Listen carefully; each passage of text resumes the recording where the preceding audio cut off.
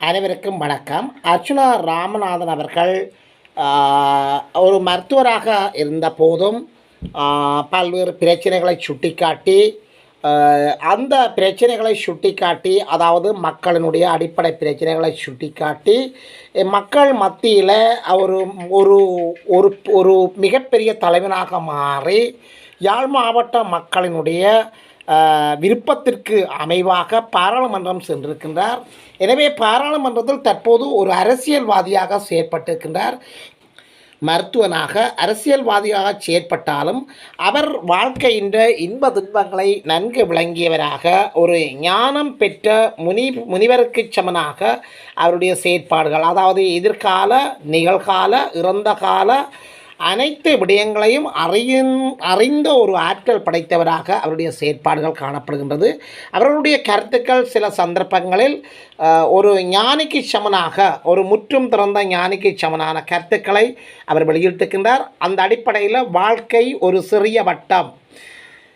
இப்போது பாராளுமன்ற உறுப்பினராக என்னால் டீல் அடித்து 10-15 வீடுகள் கட்டிக்கொள்ள முடியும், உண்மைதான். எனது பிள்ளைகளையும் எனது குடும்பத்தையும் வெளிநாட்டில் குடியேற்ற முடியும், உண்மைதான். இலங்கையிலே அதிக தரம் கூடிய ஆட்டோ பயோகிராபி கார் ஒன்றினையும் என்னால் வேண்டி ஓட முடியும், அதில் சந்தேகம் என்ன?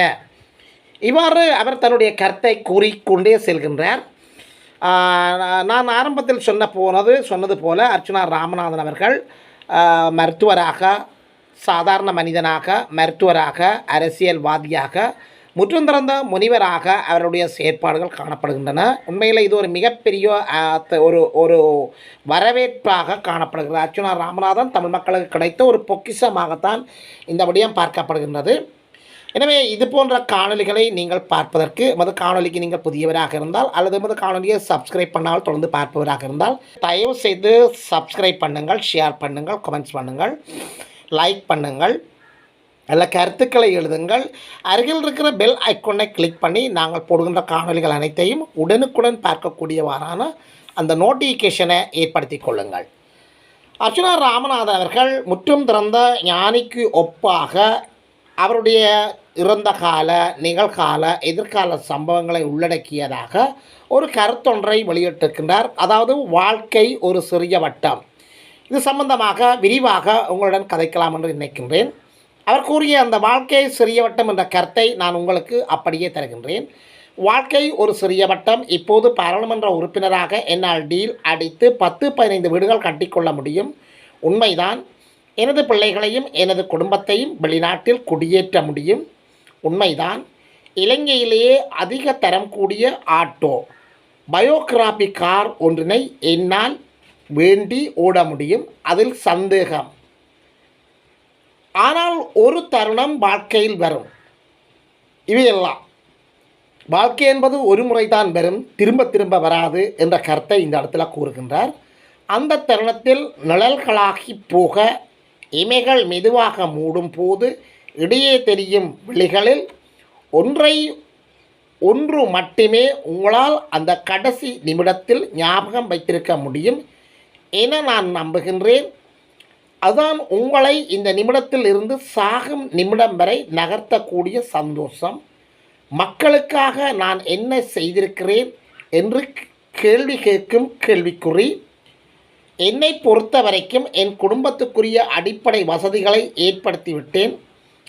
நெஞ்சில் சுடுவார்களோ தலையில் சுடுவார்களோ தெரியாது. அதற்காக பயந்து விடுபவன் நானும் அல்ல. ஆனால் என் இனம் நாளை பிச்சு எடுக்கும் நிலைக்கு வரும்போது நான் கண்ணை மூட மாட்டேன். ஒருவன் இருந்தான், அவன் பெயர், அவன் செய்தவை. இனியும் இப்படி ஒருவனை இந்த தமிழ் சமூகம் பெறுமா என்ற கேள்விக்குறியின் சொந்தக்காரன் ஒருவன் மட்டுமே மீதகு. சொல்லும் போதே கண்களை கண்ணீர் நினைக்கும். இவன் சொந்தக்காரர்கள் 40,000 பேர். அவர்களின் புனித தாகம் வெறும் நாடல்ல, ஒரு சுயமரியாதை இனம். அவர்கள் தாகத்தை நாங்கள் மறந்து விட்டிருந்தாலும் இப்போது எங்களால் செய்ய முடிந்தது அவர்கள் அர்ப்பணிப்புகளை நினைவு கூர்ந்த வண்ணம் எம் தமிழ் இனத்தை தலை நிமிர்ந்து நடக்கக்கூடிய ஒரு வகையில் ஒரு பாதையில் அழைத்து செல்வது. இந்த பாதை உங்களுக்கு கார்பெட் ஆக தெரியலாம். எனக்கு இது ஒரு மாபெரும் வெற்றி. நான் வருவேன் பார்ப்பேன் என்ற பயத்தில் பாடசாலைகளில் சுவர்களில் பெயிண்ட் அடிக்கப்படுகின்றன.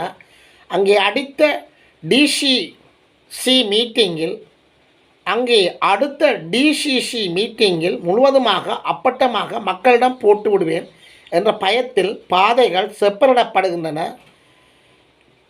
வேலைகளிடம் போக வேண்டிய பணத்தை கொடுக்காமல் இருந்தவர்கள் வீடு தேடிக்கொண்டே கொடுக்கிறார்கள். பைத்தியக்காரன் என்ற சொல் எனக்கு பயன் என்ற வித்து மக்களுக்கும்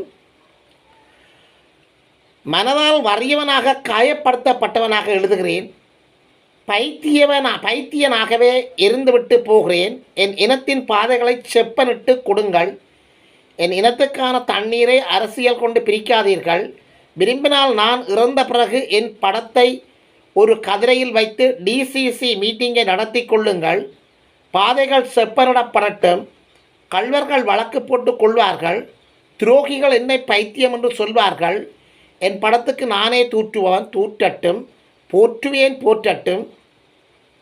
என் கடந்த கால 6 மாத வாழ்க்கை தமிழனுக்காக உண்மையானது. பொய்யென்றால் என் இதயத்தை பிழிந்து இரத்தத்தை எடுத்து வாசியுங்கள். உங்கள் பெயர்களும் அங்கு எழுதப்பட்டிருக்கும். எதிர்ப்பவனோ ஆதரிப்பவனோ நான் உங்களுக்காக என்று தெரியும் போது நீயும் என் வழி நிற்பாய். இப்படிக்கு உங்களில் ஒருவன் ராமநாதன் அர்ச்சுனா.